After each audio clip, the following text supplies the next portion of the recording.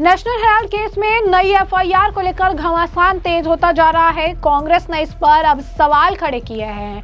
एक तरफ कांग्रेस जो है लगातार इसे लेकर सड़कों पर उतरकर प्रोटेस्ट कर रही है, ईडी ऑफिस का घेराव कर रही है। दूसरी तरफ अब कांग्रेस पार्टी की ओर से दिल्ली के विजय चौक पर प्रेस कॉन्फ्रेंस की गई। इस दौरान एआईसीसी लॉ, ह्यूमन राइट्स और आरटीआई विभाग के चेयरमैन अभिषेक मनु सिंघवी ने केंद्र सरकार पर गंभीर आरोप लगा दिए और इसे प्रतिशोध की राजनीति करार दे दिया। अभिषेक मनु सिंघवी ने कहा कि सरकार देश की बिगड़ती अर्थव्यवस्था, बढ़ती बेरोजगारी, फैलती नफरत, असफल विदेश नीति और अमेरिका, चीन जैसे वैश्विक चुनौतियों से ध्यान हटाने के लिए नेशनल हेराल्ड मामले को हवा दे रही है। उन्होंने तंज कसा कि ईडी और भाजपा को नोबेल पुरस्कार मिलना चाहिए कि कैसे बिना अपराध के मनी लॉन्ड्रिंग का मामला बनाया जाता है। सिंघवी ने बताया कि नेशनल हेराल्ड की parent company associated general limited एक पुरानी और आदर्शों पर आधारित कंपनी है। ब्रिटिश शासनकाल में भी एजेएल अंग्रेजों के खिलाफ खड़ी रही। आदर्शवाद पर स्थापित संस्थाएं हमेशा आर्थिक रूप से सफल नहीं होती और एजेएल के साथ भी यही हुआ। क्या कुछ कहना है अभिषेक मनु सिंघवी का, सुनिए। एक और इंस्टॉलमेंट आपको मिल रहा है प्रतिशोध की राजनीति, उत्पीड़न की राजनीति, धमकी की राजनीति, खास तौर से निशाना बनाने का प्रयत्न श्रीमती सोनिया गांधी, श्री राहुल गांधी और कांग्रेस पार्टी को।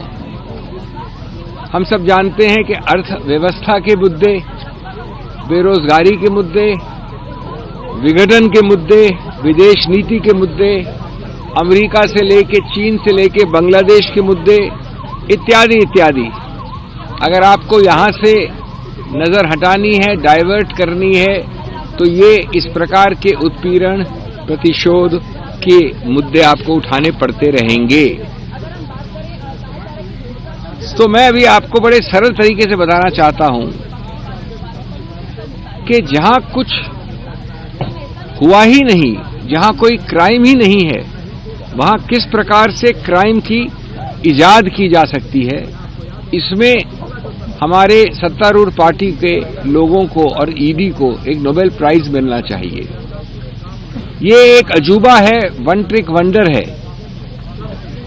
ये एक ही उदाहरण है जहां बिना एक पैसे के स्थानांतरण हुए, बिना एक मूवेबल या मूल संपत्ति इमूवेबल के स्थानांतरण हुए, जहां 1 मिलीमीटर तक किसी ने कोई फायदा नहीं उठाया, वहां एक मनी लॉन्ड्रिंग का ऑफेंस बनाया जा रहा है नेशनल हेराल्ड के विषय में। और ऐसा ये अजूबा है कि मैं समझता हूं कि ये पहली बार वन ऑफ द 7 और 8 वंडर्स ऑफ द वर्ल्ड में गिना जाना चाहिए। एजेएल से शुरू करता हूं मैं। आप सब जानते हैं जानी मानी पुरानी कंपनी है, 50 वर्ष से उससे भी ज्यादा एक मशाल लेके कुछ आदर्शों के लिए खड़ी है। नेशनल हेराल्ड ब्रिटेन के विदेशी रूल के समय में खड़ी थी, उसके बाद खड़ी है। और ऐसा होता है कई बार कि आदर्शवाद पे स्थापित संस्थाएं कई बार वाणिज्य के रूप से, आर्थिक रूप से अच्छा नहीं करती है। यही हुआ नेशनल हेराल्ड एजेएल के साथ। तो जैसे कि आपने उनका बयान सुना और साथ ही साथ कहा कि कांग्रेस ने इस कंपनी को मजबूती देने के लिए अलग अलग समय पर एजेएल को कर्ज दिया, जो कुल 90 करोड़ रुपए तक पहुंचा। कंपनी को कर्ज मुक्त और मजबूत बनाने के लिए एजेएल के कर्ज को हिस्सेदारी में बदलने का फैसला किया, जैसा कि देश के अन्य कंपनियों में होता है। इस प्रक्रिया के लिए यंग इंडियन प्राइवेट लिमिटेड नामक कंपनी बनाई गई। एजेएल का कर्ज यंग इंडियन को स्थानांतरित किया गया और एजेएल की शेयर होल्डिंग यंग इंडियन के पास चली गई। सिंघवी ने स्पष्ट किया कि इस पूरे प्रोसेस में ना तो कोई पैसा ट्रांसफर हुआ, ना कोई संपत्ति। यंग इंडियन कंपनी के डायरेक्टर्स और ऑस्कर फर्नांडिस, मोतीलाल वोहरा, सैम पित्रोदा, सुमन दुबे, सोनिया गांधी और राहुल गांधी शामिल हैं। सिंघवी ने बताया कि एक नॉन प्रॉफिट कंपनी है। क्या कुछ और कहना उनका, सुनिए। इन 50, 55, 60 सालों में उस आदर्श को ऊंचा रखने के लिए, कांग्रेस के आदर्शों को, उस मशाल को जलाते हुए रहने के लिए विभिन्न समयों पर एआईसीसी ने अलग अलग समयों पे 55-60 वर्षों के बीच में उसको लोन दिया एजेएल को।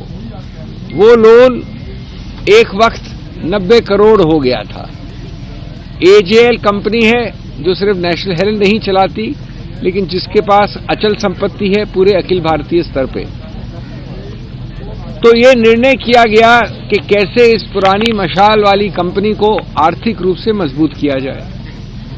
उसके लिए ये आवश्यक था कि उसको ऋण मुक्त किया जाए, डेट फ्री कंपनी किया जाए, जो डेट 90 करोड़ की थी। इसलिए एक ऐसी चीज की गई जो हर कंपनी देश में करती है, जो ऋण होता है उसको इक्विटी में कन्वर्ट करो, डेट इनटू इक्विटी। ये संपत्ति है सब, इस संपत्ति का मालिकाना हक है मेरे पास, मैं हूं एजेएल। ये संपत्ति भी यहीं रहती है, 1 इंच नहीं हिलती है, एजीएल भी यहीं रहता है। लेकिन एजीएल के लोन को इक्विटी में कन्वर्ट करने के लिए एक दूसरी कंपनी बनाई गई, यंग इंडियन। यंग इंडियन एक विचित्र कंपनी है, मैं आऊंगा उसके ऊपर। लेकिन ये जो ऋण है मेरा एजेएल का, उसको यंग इंडियन को असाइन कर दिया गया, दे दिया गया। इसका मतलब हुआ कि शेयर होल्डिंग एजेएल की अधिकतर रूप से 99% यंग इंडियन के हाथ में आ गई। कोई प्रॉपर्टी मूव नहीं किया, कोई रुपया मूव नहीं किया। एजेएल की कंट्रोलिंग कंपनी यंग इंडियन बन गई। अब यंग इंडियन में ऑस्कर फर्नांडिस थे, मोतीलाल वोरा जी थे, सोनिया जी हैं, राहुल जी हैं, सुमन दुबे हैं, अन्य लोग हैं, सैम पित्रोदा हैं। ये कौन है? ये कांग्रेस के आदर्शों से जुड़े हुए वो लोग हैं जो इस कंपनी को, जिसको नॉट फॉर प्रॉफिट कंपनी विशेष रूप से कंपनीज एक्ट में बनाया जाता है, उस कंपनीज एक्ट के अंतर्गत इसको बनाया गया। मतलब क्या हुआ इसका? मतलब कि ये यंग इंडियन जो अब 99% शेयर होल्ड करती है एजेएल की, वो न डिविडेंड दे सकती है, न प्रॉफिट बना सकती है। अगर प्रॉफिट बनता है तो वो उस यंग इंडियन में ही रहेगा। न कोई इन लोगों को, डायरेक्टर्स को कोई पर्क देती है, गाड़ी घोड़ा कुछ नहीं, न कोई सैलरी देती है।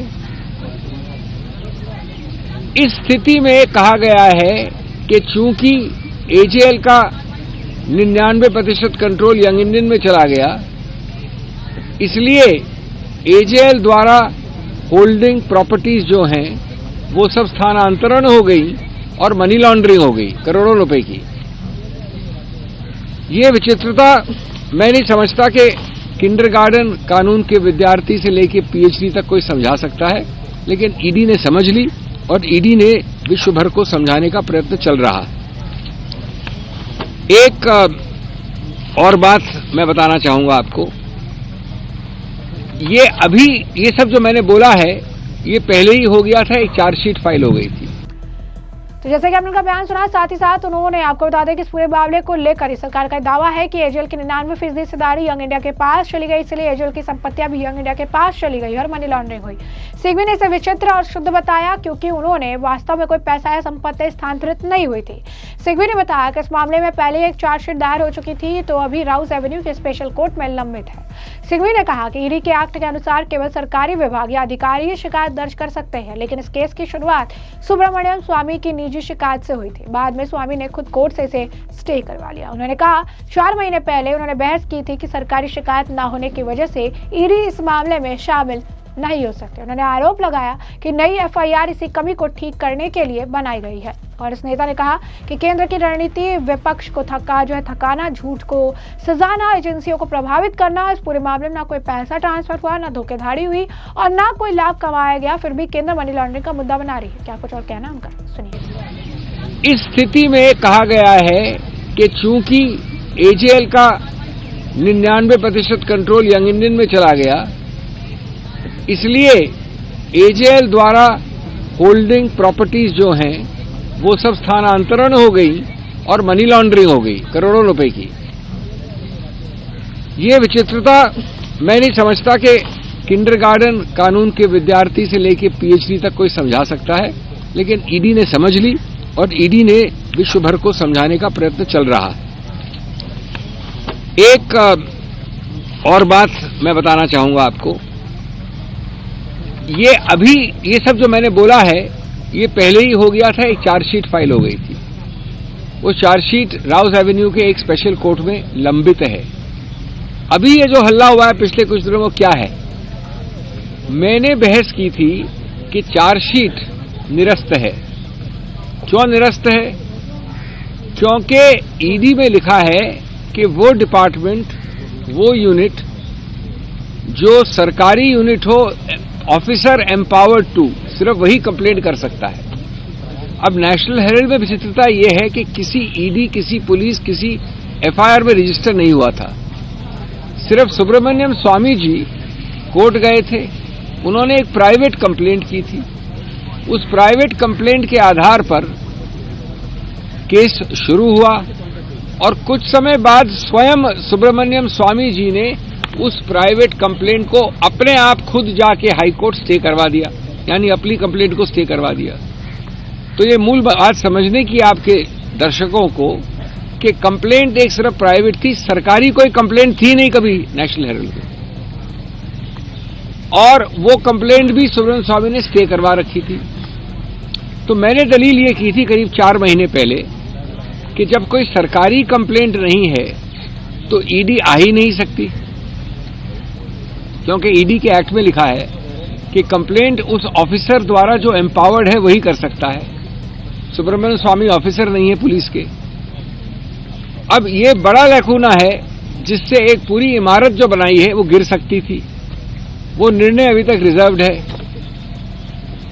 मुझे कोई संदेह नहीं है कि उस गैप को, उस बेवकूफी को, उस कोई प्रेडिकेट ऑफेंस और कोई एफआईआर न होने को ठीक करने के लिए ये अभी नवंबर-दिसंबर में नई एफआईआर दर्ज की गई और इसके आधार पर एक और एसीआर की जाएगी, क्योंकि आधार इसको बनाया जाएगा। इसके पहले कोई आधार नहीं था सिवाय सुब्रमण्यम स्वामी के कंप्लेंट के जो स्टेट थी।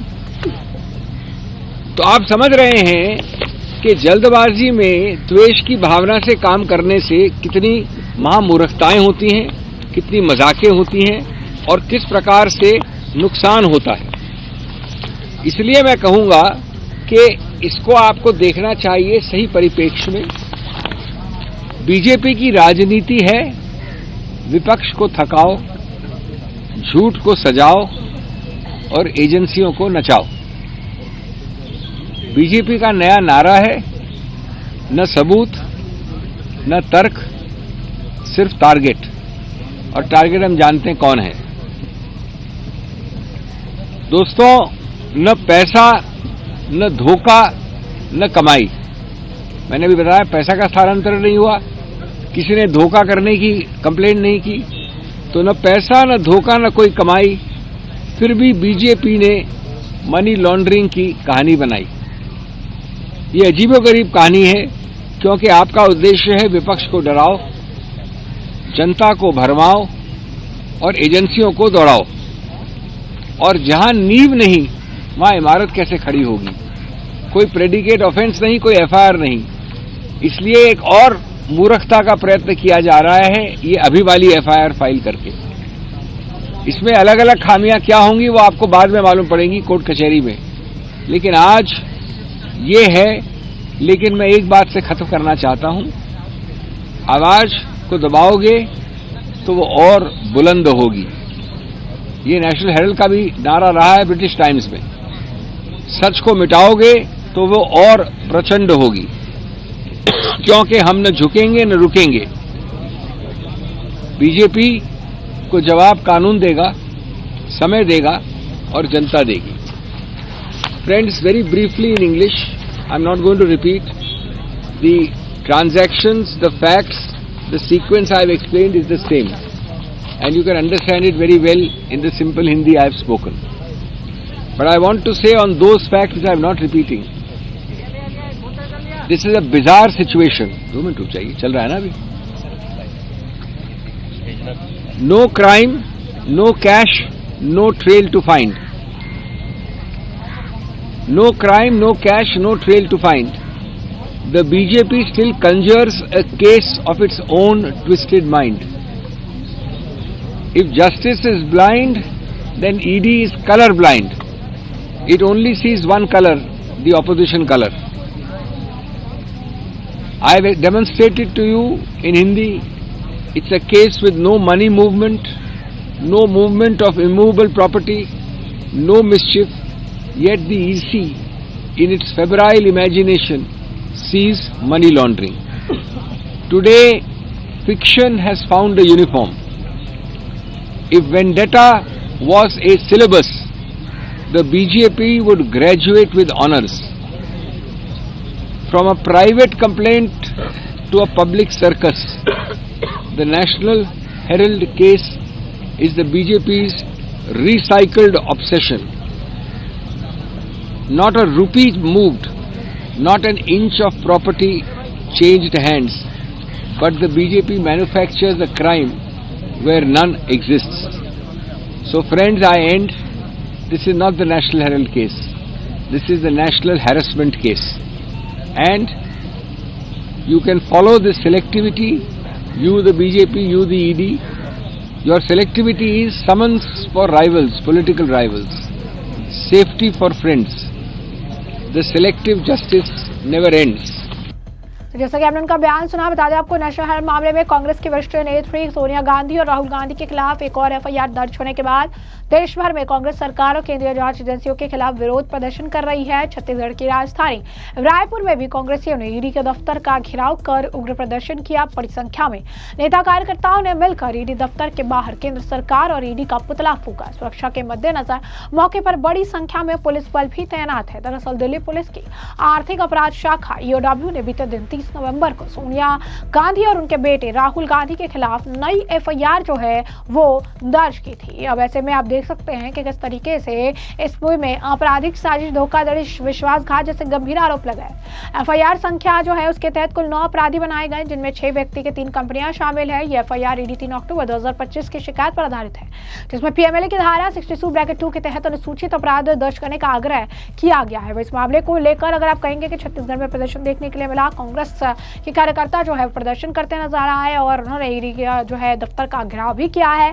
लेकिन आपको बता दें कि इस मामले में कांग्रेस की मुश्किलें लगातार बढ़ती जा रही है। वहीं जिस तरीके से अभिषेक मनु सिंघवी ने इस मामले पर प्रतिक्रिया दी, तो बीजेपी की तरफ से भी इस मामले पर प्रतिक्रिया देखने के लिए मिली और योगेंद्र चंदोलिया का बयान सामने आया। क्या कुछ कहना उनका, सुनिए। देखिए, नेशनल हरासमेंट केस कह दे, नेशनल सिंघवी साहब कुछ भी कह सकते हैं, लेकिन जिस प्रकार से नेशनल हेराल्ड के अंदर सारे के सारे जमानत के ऊपर है, कितना पैसा इन्होंने गबन किया है। और मैं आपको बताना चाहता हूं कि सोनिया गांधी हो, राहुल गांधी हो, प्रियंका गांधी हो, इनको जेल जाना पड़ेगा और कानून का काम करेगा।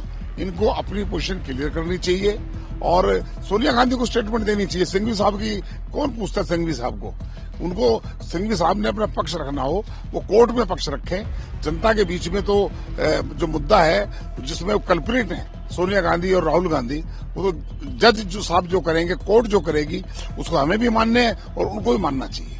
हमने तमाम बयान सुन लिए और हमने आपको जो पूरा मामला है ये बड़े विस्तार से बताया कि पूरा मामला क्या है। इस पूरे मामले पर अब आपकी भी जो राय हो हमें कमेंट सेक्शन में कमेंट करके जरूर से जरूर साझा करिएगा। धन्यवाद।